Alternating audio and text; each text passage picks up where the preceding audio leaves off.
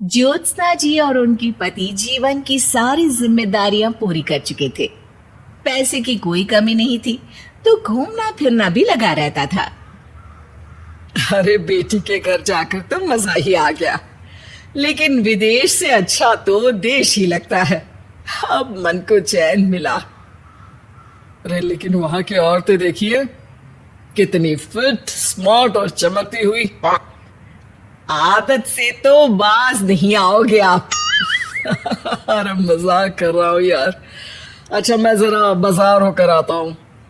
पति बाजार जाता है, जहां उसे एक अजीब सी दुकान दिखाई देती है। अरे ये क्या बात हुई? अंदर आओ 50 के, बाहर निकलो 40 के। हम आपकी 10 साल उम्र कम करते हैं। अरे ऐसा क्या करते हैं भला? जरा अंदर जाकर ही देख लेता हूँ। अंदर एक सुंदर सी लड़की खड़ी होती है। सुंदरी जी, ये क्या दुकान है? जरा जादू हम पर भी तो चला दीजिए। यस सर, आपको हमारी एग्जीक्यूटिव एक डेमो के लिए अंदर ले जाएगी। आप अंदर जाएंगे तो आप खुद ब खुद समझ जाएंगी। पति अंदर जाता है, जहां सेल्स गर्ल मिलकर पति को नकली बाल, नकली दांत, रंग बिरंगी कपड़े के साथ रंगीन चश्मा लगा देती है। देखिए, आप खुद को शीशे पे देखिए और बताइए सर। हाय दया, ऐसे तो मैं किसी हीरो से कम नहीं लग रहा। दे दो, सारा सामान पैक कर दो। पति खुशी खुशी वहां से निकल जाता है। घर आकर वो सारा सामान छुपा देता है। फिर अगली शाम, सुनो, मैं वॉक पर जा रहा हूँ। इस वक्त? अरे नाती पोतों को वीडियो कॉल करके बात तो कर लो। अब हाँ, आकर करता हूँ ना, पक्का पक्का।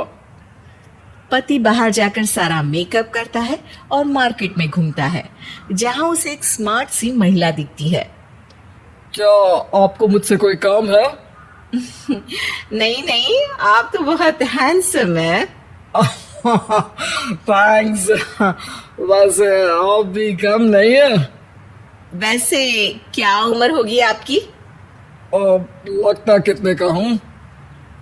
40 के तो पूरे लगते हैं। अब क्या था, 50 साल के पति को कोई 40 का बोल दी तो। वैसे तो कम का हूँ, लेकिन टेंशन के कारण थोड़ा उम्र में बड़ा देखने लगा हूँ। ओह सच्ची? आप 40 के पूरे नहीं हो? अरे छोड़िए ना, चलिए मैं आपको कॉफी पिलाता हूँ। यहाँ की कॉफी काफी शानदार होती है। दोनों में दोस्ती हो जाती है और फिर चल पड़ता है सिलसिला रोज रोज के घूमने फिरने और मजे करने का। अब सारा दिन पतिदेव फोन पर। अरे नाश्ता तो कर लीजिए, क्या सारा दिन फोन पर लगे रहते हैं? अरे यार, जरूरी काम कर रहा हूँ मैं। रिटायर हो, पेंशन मिलती है, कोई काम नहीं है, फिर कौन सा जरूरी काम आन पड़ा आजकल? अरे एक प्रोजेक्ट के सोशल नेटवर्किंग का काम है, उसे पर काम कर रहा हूँ। ठीक है, चलो अब नाश्ता कर लो, देर हो रही है। पति अपना नकली सारा सामान बिस्तर के पास छुपा कर सोता, सुबह चुपके से पहनकर बाहर जाता और घर आने पर उतार देता। एक दिन पड़ोसन कहती है, अरे ज्योत्सना बहन, तुम लोगों के घर कोई हैंडसम सा आदमी रहने आया है क्या? अरे कहाँ यार, मैं और ये दो ही तो लोग हैं घर में। हैंडसम सी शक्ल देखे तो मुझे भी जमाना हो गया। अरे पता नहीं, वो जाता तो तुम्हारे ही घर में है, क्या पता कौन होगा। अरे तुम्हारी उम्र हो रही है ना, और भाई साहब को भी गए 5 साल हो गए, शायद इसीलिए अब सारे हैंडसम नजर आ रहे होंगे। पड़ोसन भी ज्योत्सना की बात पर मुस्कुराकर वहां से चली जाती है।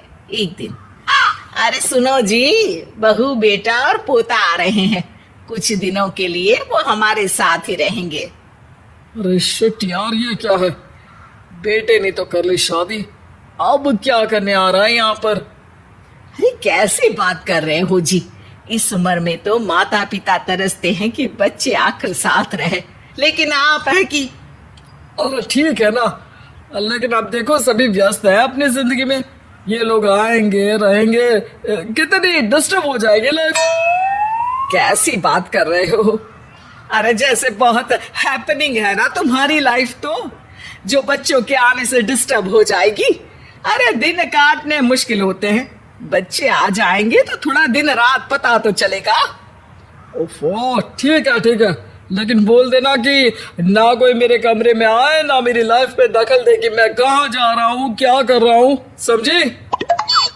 खैर, वो दिन भी आ जाता है जब बहू, बेटा और पोता उन लोगों के घर आते हैं।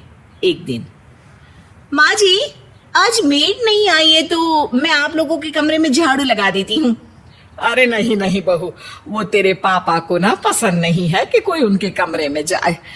तू छोड़ ना, मैं खुद ही लगा दूंगी। सास को समझ में नहीं आता कि आखिर उसके पति ने किसी को कमरे में जाने से मना क्यों कर रखा है। खैर, वो साफ सफाई करके बाहर निकल आती है, लेकिन कहते हैं ना, बच्चा तो अबोध होता है, उसे किसी बात का क्या पता। वो खेलते खेलते दादा के बिस्तर तक पहुंच जाता है और बाहर ले आता है दादा का वो सारा सामान जो वो लगाकर घूमते थे। ज्योत्सना की नजर उस सामान पर पड़ती है। वो बच्चे से पकड़कर कमरे में लाती है और पैकेट खोलकर देखती है। हाय रे दैया, ये क्या लग रहा है कि आजकल ये प्रोजेक्ट नया मिला हुआ है। बेटी बहू के जाने के बाद ज्योत्सना सोचती है कि वो बात करेगी, लेकिन फिर अरे खुद से बात करूंगी तो मुकर जाएंगे, पता लगाना होगा कि माजरा क्या है। कुछ दिनों बाद, अरे यार, ये बच्चे लोगों के आने से लाइफ ना बड़ी डिस्टर्ब सी रही। मैं कुछ देर के लिए वॉक पर जा रहा हूँ, आराम से आऊंगा 2-4 घंटों के बाद, ठीक है? मैं क्या सोच रही हूँ कि मैं भी आपके साथ चलती हूँ। अरे थोड़ा रिलैक्स मैं भी तो हो जाऊं। हाँ, पड़ोस वाली बुढ़िया के साथ नीचे पार्क में जाकर वॉक करके आ जाओ। अच्छा जी, तुम कार से लॉन्ग ड्राइव के मजे लो और मैं पड़ोस की बुढ़िया के साथ। पति नहीं मानता और अपना पैकेट और कार लेकर निकल जाता है। रास्ते से वो उस महिला मित्र को फोन करता है। हाय ब्यूटीफुल, मैं कुछ दिनों के लिए आउट ऑफ कंट्री था, आज आ गया तो सोचा तुमसे मिल लूं। हाँ, क्यों नहीं, क्लब में आ जाओ। पति क्लब में पहुंचता है, सारा नकली सामान चिपका भी लेता है, लेकिन उसे पता नहीं होता कि ज्योत्सना ने सबका गोंद निकाल दिया है। ओ बेबी, मैंने आपको बहुत मिस किया। बेब, मैंने भी। लेकिन वो जैसे ही हंसता है, उसके नकली बाल गिरकर हाथ में आ जाते हैं, जिससे उसका सर गंजा दिखता है। ओ ये क्या! तभी उसका दांत भी हाथ में आ जाता है और ज्योत्सना के पति का सारा बुढ़ापा उसके दोस्त के सामने आ जाता है। हे भगवान, अंकल जी कौन है आप?